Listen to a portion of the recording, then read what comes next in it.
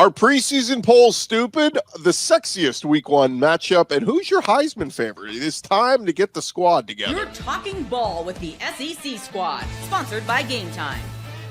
From Alabama to Tennessee, from Georgia to Oklahoma, from Auburn to Texas, it's the local experts of the Locked On Podcast Network bringing you scoops, breakdowns, and the most comprehensive preview of the upcoming SEC weekend. It's the SEC squad, and we have a seat for you. Hurt feelings and thin skin are prohibited. Squad up. You're part of the SEC squad. Oh, yeah. Welcome into the SEC squad. Sit back, grab your favorite beverage, and join us as we get you ready for another week. Counting you down to the start of an all-new SEC football season. Let's welcome in our panel. We've got Jay Smith, host of Locked On Sooners. You got Stephen Willis, host of Locked On Ole Miss. We got Luke Robinson, Locked On Bama. Corey Burton, Locked On Vandy. John Miller, Locked On Mizzou. And Chris Marler, Locked On Gamecocks. I'm Chris Gordy, host of Locked On SEC. And fellas, we got our first preseason coaches poll released this week. Not too many surprises in the rankings, probably about what we thought, but general thoughts on what you saw. As we saw Texas coming at number 1, Georgia at number 4, Bama 8, LSU 9. Kind of consensus, those are the 4 best teams, at least in most people's minds, going into the season. But again, this is from the coaches. What'd you make of the rankings? Oklahoma plays 7 of those teams this season. Ooh, but that's always interesting for me to see, because we've got, as everybody reminds me on a regular basis, that the Sooners have one of the toughest schedules in college football. We'll see if it looks like that mid-season. We'll address it at that point. But no, I thought it was interesting. Expected Texas. Everybody's been hyping either Texas or Penn State. Georgia at 4 was fascinating because it feels like a lot of people are jumping off of the Georgia train. I guess because of the Gunnar Stockton switch in, and they just was not as sexy as they thought it would be. Plus all the NFL players that they lost in this most recent draft. But we act like that's not something we act like that's something new, as if that doesn't happen like year in and year out since Kirby Smart's been there. We should expect Georgia to constantly lose players and reload. So them being at 4 was a little bit lower than I would have probably put. I still feel like they should be in the top 3 until proven otherwise. Yeah, I thought Ohio State being national champions, they probably should have been number 1 coming in, just because, I mean, they reload, their national champs, so like until they get knocked off, like, you know, leave them there at that spot.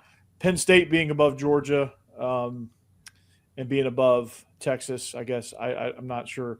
I'm with that. I think you put them at 4, and you know Georgia is up there. I like Notre Dame there at 5. I think they've got some potential there. Bama at 8 seems pretty intriguing. Jay, you said y'all play a bunch of those teams on the schedule. Vandy plays 5 of these teams in this top 25, so that's going to be a lot of fun too. Man, SMU, Arizona State, both in the top 16. You got Penn State number 3. Holy recency bias! What are we talking about here? I mean, Illinois too as well, number 12. I'm sure one of those teams will be probably a playoff contender, but really all 4 of them? That just seems like a stretch to me. That's my first initial reaction. It's like becoming a prisoner of the moment, and whoever just like wants to read like blue blood stuff. It's like they had a baby, an evil baby, and they came together and they're like, you know what? Hey, who did Ohio State beat, by the way, Corey, last year on their way to that national championship? Was it Texas? It was Texas. And Texas number 1. Have you guys heard about Texas? Texas is the best. Have you guys heard about Texas? Gordy, have you heard about Texas? Rumor has it. Have you guys heard about Texas? Oh, man. They've never had a down season in the past 10 years. It's going to be great. They haven't played a game since January, and Ohio State somehow at number 2. I don't like that. Penn State, I've decided, is just Jurassic Park. But in football form. Like, how many times do we have to see this movie? How many times you went to an island and there was a bunch of prehistoric predators on the island and they attacked you? That's crazy. Penn State went 10-2 and didn't win a national championship. Crazy. And the last thing I'll say is for my buddy John Miller here, Mizzou being snubbed at all with what they have coming back, with what they did in the portal and everything else. That is mind-blowing to me. I mean, maybe it shouldn't be because Mizzou just seems to get the short end of the stick on a lot of stuff, but that's crazy. I agree with you, especially with Missouri's transfer class. I mean, if the quarterback is even slightly above average, Mizzou is going to be a college football playoff contender, I think, at the least. Who in the top 10 is the team that's going to be this year's Florida State, where they're ranked in the top 10, but they fall out There's two over teams. the course of the season. There's two teams every year in on the that watch. Yes, two teams in the preseason polls every year that in the top 10 always fall out. The question is, who will be the two this year that would disappoint? Because Michigan and Florida State last year. Now I'm wondering about who's going to be this year. It's going to be 8 through 10. It's one of There are 3 top 10 matchups on the first weekend, which is pretty cool. The second weekend ain't quite as much fun, but they were talking about this on Sirius XM this morning that like there is some streak of a top 10 team in the preseason. At least one is unranked by the end of the season. Mm-hmm. But you know, a lot of people hate the preseason rankings, but I just think that you can't stop them. It's a lot like this, like the bowl games. Everybody goes, we should get rid of these bowl games. What you have is a city or a sponsor that says we want 2 teams to play. We know it's not for a championship. We just want to pay them, and they come in, we sponsor it, and put it on TV. Why do you want to stop that? I mean, it's just there's no harm to it. It makes the good. I was going to say, allow me to peel back the curtain just slightly. I'll promise you this: the very second that the AP poll and the coaches poll stopped doing a top 25, and even before that, guess who's going to put out on their own? The Locked On Podcast Network. We're going to be talking about it ownership for all of June and July and August. So I just don't. I want to be consistent here. That's and to even add to that, though, I think for me, when it comes to why I don't like preseason polls, is we put too much weight on them when it comes to the playoff brackets, right? Exactly, the playoff polling. Yes. That's the thing I don't like. I don't think polling should matter. Like week 8. I think about week 4, you should start caring, because around week 4, you got an idea of teams' identities. At least they played at least one game that looks like it matters, and you start to get an understanding of what the molding is. I'd say end of September, that last weekend, or October's first weekend, that's when those polling, your actual rank at that point, that's when it should matter. Yeah, the AP poll is so dumb, we shouldn't have it. Now, Gordy, pull up that top 100 players coming into this year, if you would. Exactly. Thank you. And by the way, though, your point about the preseason poll carrying too much weight for the playoffs, that's fine and all. But if that was actually true, Indiana and SMU would nowhere near be there. Well, I'll say this to defend the preseason polls. Like, people are like, we don't know who's good. We kind of do, right? We have a general consensus on who's going to be good. Sure. It's not like we completely missed the mark and go, God, we picked 25 teams that they all totally suck. True. Like, what were we thinking? Like, they generally are the best team, end up being the best teams. But to your point, like we said, there's 1 or 2 that's going to shock us and not be great. But, like, look at the first 7 teams on this list. They were all playoff teams a year ago. So you're just picking up where we left off. The coaches poll, fine. I'm fine with the coaches poll. Now, in the season, you're not going to sit here and convince me ever that Dabo Swinney is staying up late and watching SMU play or Boise State on a Friday night or whatever else. And neither is Kirby, neither is any of them. I will tell you this. The people complaining the most about the AP polls and the polls themselves are media members. And guess who has a vote in the AP poll? Media members. So maybe do your jobs better because, Gordy, I love what you're saying. I don't disagree with you entirely. And maybe last year's an anomaly. But 13 of the 25 teams from last year's preseason top 25 finished unranked. And maybe the problem is, even in a year where you see Michigan coming off a national championship, when they lose half the coaching staff, all their best players, all those people in the league, a new head coach, and you have all this turnover that they have not had to experience with a first-year head coach and that schedule, I don't know. Maybe you don't put them in the top 10 like a moron. Yeah, I think Gordy had a good point about you kind of do know who's good. Now, sometimes we factor in like, okay, they also won last year and they're a traditional power like we did with Michigan last year. But common sense should have told everybody Michigan's not going to take a step back. But it's like you don't go to – if you want to go to the Gentleman's Club by the airport, it's going to look worse than the one that is downtown in the nice, bright, shiny building. That Tuesday lunch shift is not great, Luke. Spoken at the airport, from experience. It's rough. But I'll tell you, hey, Angel, I'll see you next week. She ain't watching. Not this week. So again, but to the point though, like if Michigan won the championship, don't we we all said that about Michigan going to last year. Like, look, they're going to take a major step back, but don't you kind of owe it to the reigning champ to kind of you can't not rank the reigning national champ, right? But the other 12 teams that they ranked in the preseason and finished unranked, at some point, like, take the job seriously. Stop being so blinded by your own bias and be objective. Like, I know that sounds crazy, and I know there's probably trolls from other conferences like watching this right now. It's like, well, you guys are being biased. It's like, fine. But at the same time, there's the discrepancy and disparity between all these different teams where it's like you saw last year, Bama was ranked like 21st at times last year. South Carolina was ranked in the 20s when other people had them ranked like right outside the top 10. It's like, how do we have that big of a difference? And you run your name or you run the line over right next to their name because Reddit CFP puts it out every week. And it's like some moron from, I don't know, South Bend Gazette is like, well, here's what I think. And it's just littered with teams around that region. Just do your job better. It's simple.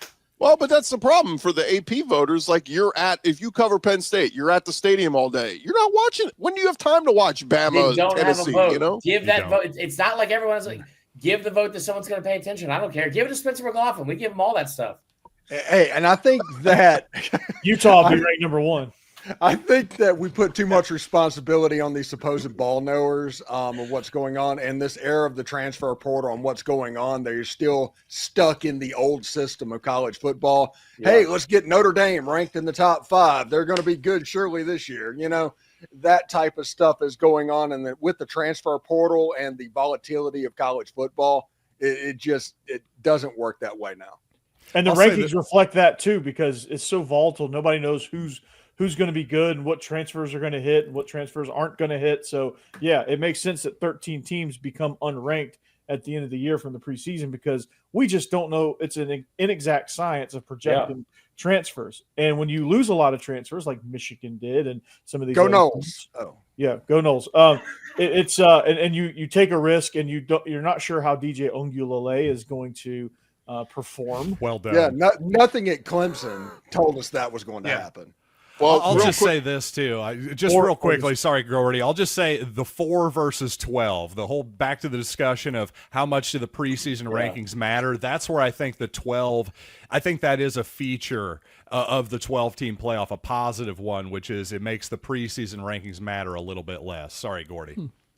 Well, look, we've got some juicy matchups coming in week 1. Which game is the squad looking forward to most? The SEC squad. Talking more ball next. Hey, and speaking of week 1, fellas, we have got some big week 1 matchups, and you can bet on them all over at FanDuel.com. All the sexy matchups, FanDuel, they have got you covered. FanDuel's had you covered all summer long, whether it's been golf, baseball, whatever you're betting on. FanDuel is the best way for you to make every game even more exciting. You're already following the action. You're already watching the game. Why not make it a little bit more thrilling?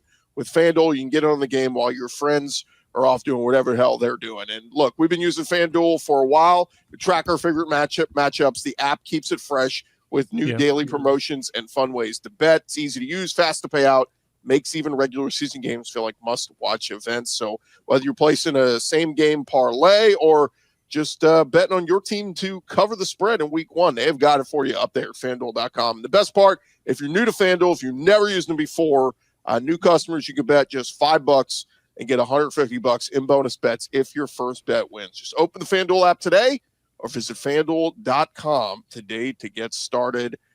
Those week 1 lines, we're talking about them next right here on Locked on SEC. Definitely betting against my rival. SEC squad, roll along here, guys. And week 1, it is just 3 weeks away here, basically, as we do this show. And there are some good matchups in the SEC in week 1. I'm curious, and we'll go around the horn here. Which matchup are you looking most forward to? It could be your own team, or it could be one of the other intriguing matchups from the week. Steven, well, let's start with you. Which matchup intrigues you most? Auburn at Baylor on Friday, October 29th. I don't think that Hugh Freeze even realizes the cauldron that they're going to walk into at McLean Stadium at Baylor. This is a chance for a Big 12 team to host an SEC school. They better have their big boy pants on because it's going to be a war out there. Shots fired from Waco. I love it. Yeah, I'm the Waco one. That one's got my attention. But you know what? That's a different meaning. You know what game that I think that we're not talking enough about is Syracuse, Tennessee. Yes. Down there in Atlanta. We're not talking about that game enough. Look, Fran Brown has been doing a fantastic job of not only recruiting, but getting solid transfers to go up there to Syracuse. And man, I know Tennessee right now what FanDuel's got them as a 14-point favorite, 14 and a half. That feels way too high for a neutral site game for a team like Syracuse, didn't they win like 10 games last year? They looked really good at times last year. Also, by the way, have you seen the stat about Tennessee? 49% of their overall roster this year is a freshman or redshirt freshman. That's young. I love that call, Jay. They're babies. They're babies. That game is going to be interesting because I think Syracuse is a little bit more veteran in comparison. It's going to be a fun one. No, Syracuse won. Hitting them too. Syracuse won their bowl game 10-3 season, and yeah, look, I met Fran Brown back in January, and I fell in love with the dude. Like you talk to him for a few minutes, you're like, I want to send my kid to play for this guy. So maybe he's a future SEC coach coming, but yeah, I'm with you. And that one with all the question marks at quarterback, Joey Aguilar, do they get it right? Whatever. That who knows? Not putting them on upset alert just yet, but maybe in 3 weeks we will. Luke, what matchup intrigues you most? I think it's hard to get away from Texas, Ohio State. The only reason I will get away from it is because it's at 11 o'clock in the morning. And I just hate that time. I mean, I just don't get it. I just hate it. But it is a great game. It's 1 versus 2 to start off. That's fantastic. But I think the most intriguing game is the Battle of Death Valley, Clemson, LSU. You've got Cade Klubnik and Garrett Nussmeier, who a lot of people would have as the two of the favorites to win the Heisman. I think that one's going to be awesome. And then again, the rematch next year is going to be a lot of fun. I'm looking to that one. And kudos to them for scheduling this game and making them home and home. I think is so much more fun this year. Texas, Ohio State, Notre Dame, Miami, Alabama, Florida State, and Wisconsin. I mean, all these games are much more fun. Michigan, Oklahoma. And I'm looking forward to them all. But I'm going to be at that Florida State game. And I did a crossover with the host of Locked On Seminoles. And I said, are you going to the game? He said, I'm not going to Tallahassee at the end of August when it's going to be 9,006 degrees. And I was like, oh, well, you work for the Chamber of Commerce, do you? And but yeah, I'm going. So we know there's no hot environment hot enough for Luke Robinson to go to. So humidity is going to be up, and it'll be okay. Luke will be fine. Looking forward to that one. Marler, which game catches your fancy? I tell you what, I was looking at this the other day, and thank you for bringing that back up and assuming that I had not done my job, because you are correct, sir. No, I was thinking about this the other day, and I thought about it this way instead of just the games I'm most excited about. The game I'm most excited about is LSU at Clemson. The game that I think Jay is so spot on with this, the thing we're not talking enough about, Tennessee, Syracuse. It's even at the same time as Texas, Ohio State, which kind of sucks. Old people like me, Luke Robinson, I'm sure you're a part of this, no offense, but you remember probably pulling hard against Tennessee in that 1998 opener against Syracuse in the Carrier Dome way back when. I'll tell you this too. I think the games that I'm most interested in are the ones that can hurt the perception of the SEC the most are the ones we're not talking enough about, because Texas losing to Ohio State doesn't really move the needle. There'll be enough excuses made for Texas win or lose in that game, and I don't mean that in a negative way to Texas. I do, but also there will be enough meat on the bone left for them the rest of the schedule. They'll be fine. The game that I think from a perception standpoint that stands out the most is LSU, Clemson, and South Carolina, Virginia Tech, because South Carolina going into that Virginia Tech game. Listen, I haven't heard anything about Virginia Tech. I don't think anybody's talked about Virginia Tech this entire offseason. South Carolina opened up nearly a double-digit favorite, and you're going into a game where it's kind of a complete unknown that you have the target on your back for the first time. Listen, this is not only the first time in a decade South Carolina has been ranked going into the season, it's also the highest ranking in that coaches poll, number 13, the highest ranking they've had in a decade as well, which is kind of crazy. And the last thing I'll say about that LSU Clemson game, if Brian Kelly, somebody that lives in Baton Rouge now, he loses a 6th straight opener, and against that Clemson team on the road, that they are going to be very upset. Is he getting excommunicated from the family? Well, I mean, I think one reason why nobody's talking about Vitek like that is last year they were like top 3 in returning production going into the season, and they finished 6 and 7. So they were pretty trash because of that. And ever since then, no one's really got anything to say about them, even though they're bringing back a lot of production again.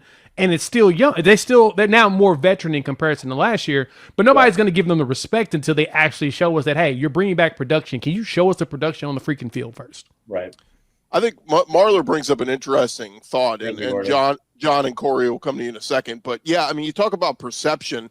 Yeah, if Texas loses to Ohio State, it'll just be another one to pile on, because if LSU loses to Clemson, Virginia Tech beats South Carolina. Yes, I mean, it was the narrative week one out of last year. It'll be week one this year. The SEC's overrated if they come out with 3, 4, 5 losses on week one. Brother, if that 3:30 game goes the way Tommy Castellanos is talking, I don't know if we'll have to stop doing the show. You know, a secret nuclear bomb on that schedule, Mississippi State going to Southern Miss. Southern Miss got transferred all over from Marshall, the Sun Belt champions. That game can be scary, and Southern Miss is going to be up like you wouldn't even believe to play. And it's the look-ahead game for Mississippi State, because the next week they got that traditional rival, Arizona State. Historic rivalry there. Historic. Yeah. John Miller, what you got? Yeah, I was just going to say I love all of your all's takes, especially on the South Carolina, Virginia Tech. Steven brings up a great point. Ohio State, Texas is obvious. I don't need to make that case. I'm going to go back to Alabama and Florida State because I really want to see what Kalen DeBoer's squad looks like in year 2. And coming off a 2-10 season in Tallahassee, I really want to see what the Seminoles look like, too, because I have to admit I'm not the biggest believer in Thomas Castellanos. Let's see what it looks like. I'm very intrigued by this. He plays pretty well in Doak Campbell. Okay. Against the 2-10 Seminole team, yeah. That one almost feels like if Bama wins 28-14, FSU and Norvell go, that's a victory for us. You know what I mean? Like they go, we kept it close or something like that. The thing is, too, that the narratives against the SEC that'll be in play, that's the thing. Like, I'm not sitting here making excuses. I'm just saying we've seen it all offseason. So it's like, if that we don't know what Florida State's going to be. If that's a 28-24 game, that is a huge black eye for Bama. My bad, Corey. Corey, what's your game? So different categories here for content purposes. South Carolina, Virginia Tech, because that's Vandy's next 2 opponents. Virginia Tech up first, and South Carolina right after that. As Chris knows, that I believe heavily in Vanderbilt's chances of beating South Carolina, and his listeners had some good opinions for me. But so I'm very intrigued in that one for content purposes and just kind of getting to know Vandy's next 2 opponents. I'm very, very intrigued in the Alabama-Florida State game for much of the reasons that y'all are, as far as like how is Florida State going to bounce back? Thomas Castellanos, can he back up his trash talk? Is Alabama for real this year? Syracuse, I'm going to be watching that game because I think it's going to be fun watching. Like, I'm a big fan, like you, Chris, of Fran Brown. I think he's a hell of a coach. And he's a Northeastern guy, I believe. So I think he feels like he's pretty at home at Syracuse, and he loves it up there. He loves that job. He loves that program, and I think he's going to have them fired up, and I'm ready to see kind of what they do against Tennessee. Of course, LSU Clemson's going to be a phenomenal matchup. That's probably going to be one of the best of the year. I think the Battle of Death Valley, who's got the real Death Valley. So I'm excited about that, but I'm glad South Carolina, Virginia Tech is on Sunday. That way I can that can kind of stand alone for me there. So I'm pretty sure the real Death Valley's in California. Call me crazy. Can I give you all one? No, it's not, John. You lie. I'll give you all one that nobody's going to talk about, but it's Kentucky versus Toledo. It's Marshall at Georgia. Like, this is a game that Georgia, if they you're right for a reason. Everybody expects they're going to win big. Yeah, we're not talking about that one. But if it's, let's just say it's 50-3. And Gunnar Stockton throws for 300 yards, 4 touchdowns. Defense is stifling. Nate Frazier runs for 200 yards. It'll Marshall, just kind of a gutted Marshall. Doesn't mean much to me. I gotta be honest. I'm just saying it'll make you kind of go, okay, because let's face it, if they win 28-10, we're not going to have any what's wrong with Georgia? That's but if they just completely dominate, crush, suffocate Marshall, we'll go, oh, okay, Georgia looks like Georgia, and they're off and running, and let's see what they do. Yeah, that's what they're supposed to. Has changed you. They're supposed to beat Marshall 50-3 That's what I get it. I get what you're saying, Gordy, and I'll tell you this too. People, Gunnar Stockton, if his name was Gunnar Stockton from Arizona, and he had blonde hair, everyone would be like, dude, this kid is a perfect 5-star recruit. Gunnar Stockton from Raven Gap, Georgia, driving that stupid old like F-150, not really moving the needle from a press standpoint nearly as much. And that's just a difference of where, listen, like, I don't know if you guys are familiar with Raven Gap, where he's from. That's where they filmed Deliverance. Not as sexy as Arizona. But I will also say, Nate Frazier, the thing you brought up, it's weird to me how little we're talking about some of these stars that Georgia has and that will break out. And we're just like this fall off of Georgia that people are pretending that's happening when they're 11-3. And I don't know if you guys remember this again. If you guys heard about Texas, they beat Texas twice. One time with Gunnar Stockton. It's crazy. But on the other side, it took them 8 overtimes to get by Georgia Tech. They beat Kentucky by 1 point, 13-12. So there's been some of those games where you're like, what is Georgia doing? If they come out and just completely steamroll Marshall, will go, okay, Georgia looks okay. So in Georgia Tech's defense, they did have an offensive coordinator that is Corey Burton's cousin. Wait, what? Yeah. First I've heard of it.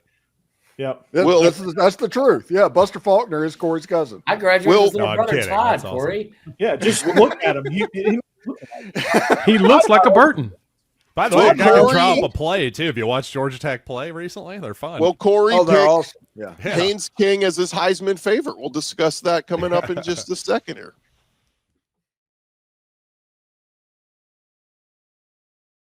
All right, guys, just a couple of minutes left here of the squad show, and thought it'd be fun here on this start of August to kind of go around the horn and give me, if you had to write on a piece of paper right now, I said, who do you think is going to win the Heisman Trophy for this upcoming season? You had to just write it down, put it in a safe, and store it away until December. Who would you write on that piece of paper? Jay, let's start with you. I knew he was going to do me that way. I didn't want to be the one to go first, but it's okay. I'm going to do it. I'm going to put down John Mateer just because somebody told me not to do it. I'm 100% writing his name down. 3,100 yards passing, 800 yards rushing, 44 total touchdowns. I am sold on the idea. If he does the exact same thing and lead this team to double-digit wins, give me that Heisman. Yeah, if he does the same thing that he did at Washington State against all the Pacific Northwest teams, I agree. Like, that transfers over the SEC. And listen, if they don't go 6-6 like they will, he's going to be right up there. Wow. Shots fired. Love it. That's tough. Pac-2 champions. Pac-2 champs. Stephen He Willis. said write it on a piece of paper, so I did. Basically, I'm going to go with Cade Klubnik, I just because Clemson's probably going to win enough games to be in the race for the Heisman, and Klubnik's going to be getting all the press during that time because they're winning games. They're going to be a top 10 team. I think somebody outside the SEC wins the Heisman Trophy. I think Klubnik's the guy. Stephen, I will say I had somebody last week making a case for Austin Simmons that if Ole Miss goes 10-2 and he throws for a ton, over 4,000 yards, that maybe Austin Simmons a dark horse. So it's legitimate. Just putting it out there. Luke Robinson, who you got? Boy, I think I'm going to go with Garrett Nussmeier unless Twitter is correct and both of his legs fell off today. That's unreal. I think he got taken in like a helicopter to the Superdome or something for treatment. Yeah, he's like a corpse now or something. I don't know. I'm going to go with Nussmeier, assuming he's not dead.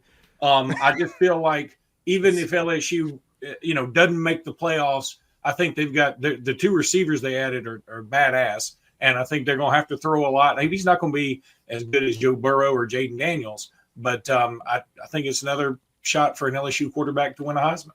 Luke, I got to tell you, I've been to practices all week with him. Humble brag. I love what you're saying. 7-on-7, give him the Heisman now. The moment that offensive line has to block for him, it is not good. That might help him. Well, as long as he doesn't die. Yeah. I think or isn't already dead. Or what if he's already dead and he's out there throwing it as a ghost and people can't even see him anyway? You can stack up statistics. Can't see me. You'd be like the Oscars when you win those awards posthumously, or they let's remember the fallen or whatever they do. Yeah. Gordy, you've lost control. Marler, give me your Heisman. Say nicely and say please, and I will. I mean, come on.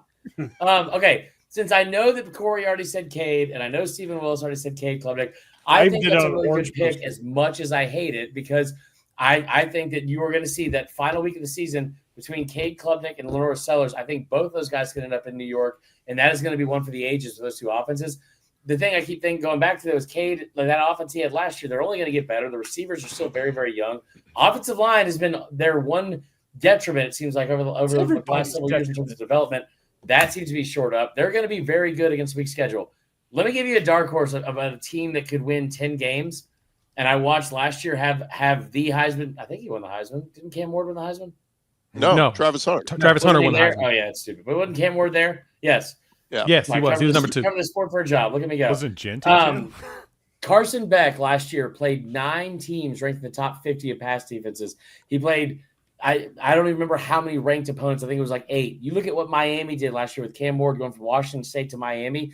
He played 2 teams in the top 50 overall in pass defense, some of the worst defenses in the country. That schedule that he was going to against from Athens down to Coral Gables is going to get much, much easier. He's also in year 8 of him being quarterback. He doesn't have a girlfriend, so he's got to be a little bit more focused. Somebody takes his Snapchat away, that kid is going to be in New York, and he's going to throw over 4,000 yards and 40 touchdowns this year. Mark my words. It's a good pick. I like it. John Miller, who you got?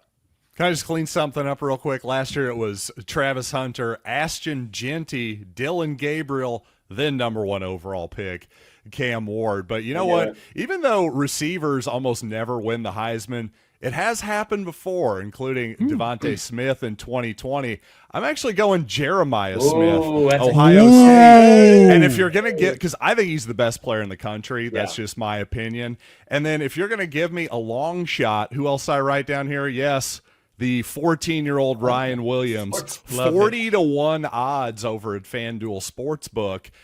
I think that's a pretty good freaking long shot for an Alabama team that is projected to be one of the elite teams in the country. If Ty Simpson is okay, or it's the young kid, help me out here, Luke. But regardless. One of my children. I'm just saying, Ryan Williams isn't too far behind Jeremiah Smith. I think those guys are really special talents. So, give me Jeremiah Smith to win it. Give me Ryan Williams as a long shot. I like that. Corey, real quick, give us your case for Klubnik. Real quick, Corey. Real quick. Okay. Quickly, Cade Klubnik is going to throw for 1,000,000 yards. He's going to win the ACC, get their team into the playoffs, win a bunch of games, and I think he's just going to be undeniable for that. And there you go. Can I give you my real selection though, Gordy? Can I give you my real pick? Real quick. Okay, real quick. My real pick that I think will surprise a lot of people for the Heisman, Mekhi Hughes over there at Oregon, the transfer from Tulane. Remember, he rushed for 1,300 yards as a true freshman, 1,400 yards as a true sophomore, and now he's over there at Oregon. There's a good chance they could try to push him to run for like 1,600 yards because they don't know what Dante Moore is going to be able to do. If he does something like that and gets himself over 20 touchdowns, there's a very good chance he will be in New York, and he may fight his way in to win that bad boy.